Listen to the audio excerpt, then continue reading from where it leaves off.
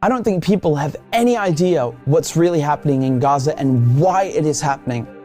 A few weeks ago, right before this war in Gaza ignites, Netanyahu goes to the United Nations General Assembly and he holds up this map and declares his plan for a new Middle East.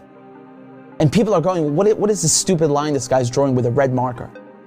What it is an economic corridor that stretches all the way from India to the United Arab Emirates, into Saudi Arabia, into Jordan, Israel, and then finally to the entire European continent. I mean, the United States at this point, seeing their influence starting to fade, seeing the relevance of the dollar recede after they stole $300 billion from Russia. You have all these spooks in Washington and Tel Aviv, running around desperately trying to counter BRICS and counter China's new Silk Road.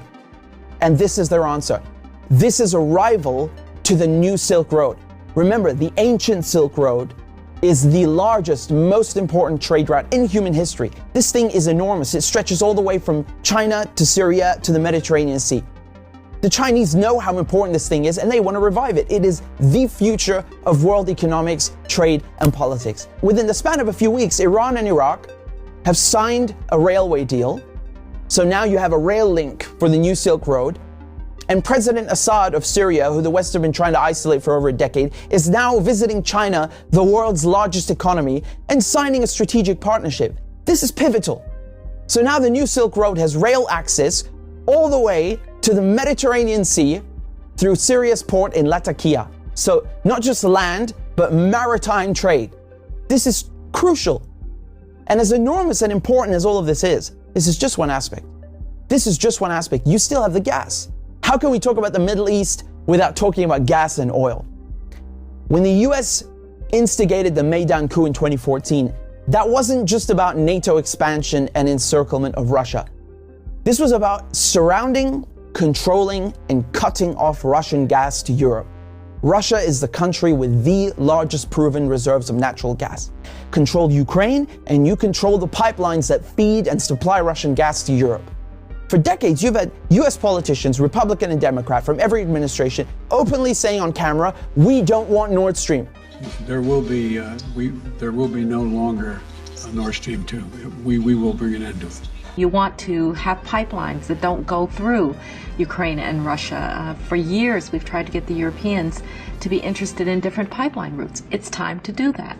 You want to depend more on the North American energy platform, the tremendous bounty of oil and gas that we're finding in North America. Lo and behold, Nord Stream 1 and 2 are blown up. I mean, this is without question the most egregious, the largest terrorist attack on European infrastructure in modern history. There are only 3 countries on this planet that can pull this off. They are Russia, Britain, and the United States. And let me tell you, it was not Russia.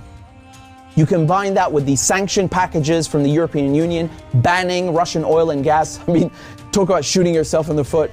So now there's no more Russian gas coming into Europe. And just like that, the United States have achieved a long-standing foreign policy objective.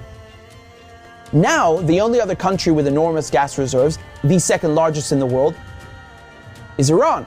Iran signed the nuclear deal in 2015 and 2016. They're complying in every way imaginable.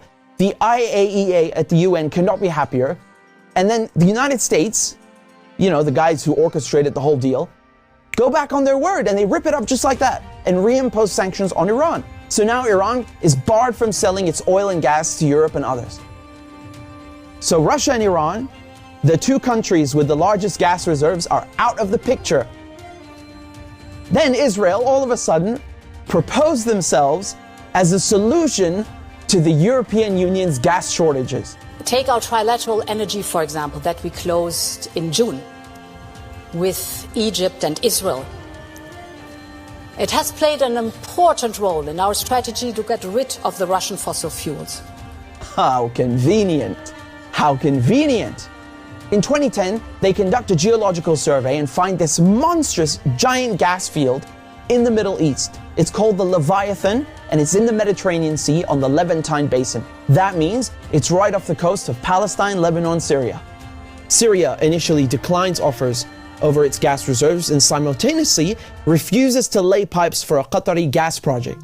What a coincidence! Barely a year later, war breaks out in Syria. And who's funding it? Qatar and Israel and the United States are just some of the parties funding and running this war to overthrow the government in Damascus. Today, the United States control 1/3 of Syria. They control all of Syria's oil fields, and Israel is bombing Syria's most vital port, Latakia, on a regular basis. So they're cutting off all the oil revenue and destroying, crippling any maritime activity, such as trade, such as gas exploration. Another major port on the Levantine coast is in Beirut, which mysteriously explodes in 2020. And so Israel, proposing itself as a solution to Europe's gas shortages, shows up with an FPSO, this enormous gas extraction vessel, and tries stealing gas from Lebanon's Karish gas field. And, this reignites a huge maritime border dispute. And Israel has to go and beg the United States to solve this diplomatically, because Hezbollah said, if you steal 1 cubic inch of our gas, we will fire our missiles on your ship. Now we come to Gaza. Gaza also has its own unexplored gas field. Gaza is also a concentration camp run by the Israelis, and it's been under siege by Egypt and Israel under naval blockade since 2007. I mean, you can't even fish properly, let alone extract gas. And so now, the Lebanese, the Syrian, the Palestinian ports, they're all out of action, and the only working port left in the coast is the Israeli port on Haifa. I mean, how convenient. This makes Israel the only one able to explore gas and implement an economic corridor like the one that Netanyahu held up at the UN. So in other words, Israel and the United States together killed off all the competition, stole their goods, and cornered the market. But as winter is approaching, Israel desperately needs to get that gas for Europe.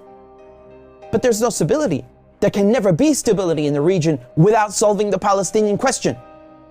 And so when Netanyahu shows up at the UN with his brilliant plan, the Israelis thought, oh, it's a done deal. They'll just get Saudi Arabia to normalize ties and thereby extinguish the Palestinian issue once and for all. And that is precisely why they are in Gaza slaughtering Palestinians like crazy, like they're in berserker mode. Israel has bombed Gaza before, but this surpasses anything we've ever seen, which is truly saying something. I mean, this is unhinged, calling people human animals and massacring them. Israel is just hoping the Palestinians will run away in fear into the desert. They've literally said this. They want to put them in the desert. They want people in Gaza to go to the Sinai Desert and push the people in the West Bank into Jordan.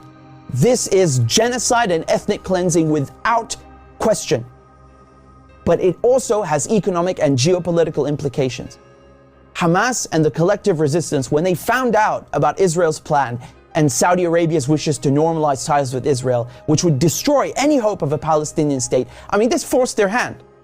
It became clear they needed to act and respond immediately, lest Palestine be lost forever. For Palestinians, this is and always has been a matter of life and death, to be or not to be. Either the resistance axis and the global south expel the American and Israeli colonizers from the Middle East, or Israel and the United States will continue occupying the region, choking off the new Silk Road, plundering Syria's oil, and keeping Russian, Iranian, and Arab gas cut off from the world market. This is a decisive moment, and not just for Palestine, because the victors will end up drawing the new map of the world to come.